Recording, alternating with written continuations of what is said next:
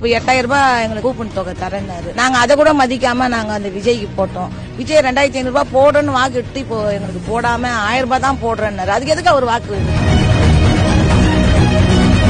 ஓட்டை ஏமாத்தி வாங்கிட்டு இன்னைக்கு 1000 ரூபாய் தான் போடுறேன்னா என்ன அர்த்தம்? நாங்க அதை நம்பி தானே நாங்க ஓட்டு போட்டோம்.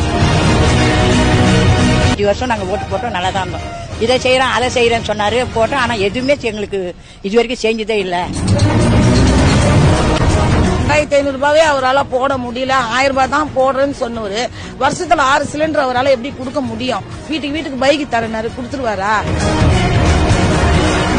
நாங்களே தன்னால எங்க தலையில நாங்களே மண்ணள்ளி போட்டுக்கணும். அசல என் பிள்ளைங்க எல்லாம் விஜய் ரசிகர்ன்றதுனால என் பிள்ளைங்க பேச்செல்லாம் கேட்டு நாங்க ஏமாந்தோம்.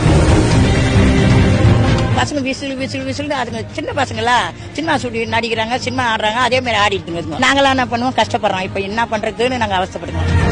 நம்ம என்ன முடியுமோ அதை சொல்லிருக்கலாம். அவங்க ரொம்ப ஹைப் ஏற்படுத்திட்டு அது என்ன பண்ணிடணும், ஃபர்ஸ்ட் அட்லீஸ்ட் ஒரு வாட்டியாச்சும் போட்டிருந்தாலாச்சும் மக்களுக்கு சரி சொன்னதுக்கு அட்லீஸ்ட் வழி போட்டாங்க. ஆனா நடைமுறை சிக்கலுக்கு அவங்க நெக்ஸ்ட் டைம் போடாம இருந்திருக்கான்னு சொல்லி தெரிஞ்சிருக்கும். ஆனா ஃபர்ஸ்ட் டைமே அவங்க ஏமாத்தது கொஞ்சம் கஷ்டம் தான்.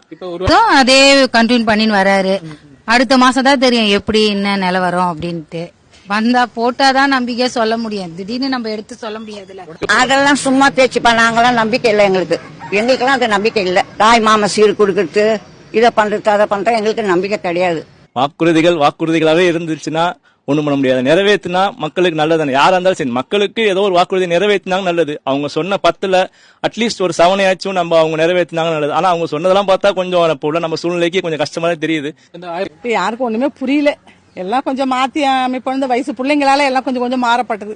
வீட்டுல இருக்கிற வயசு பிள்ளைங்க வயசு பையன் அவங்களால பெரியவங்க கொஞ்சம் மாறுற மாதிரி ஆச்சு.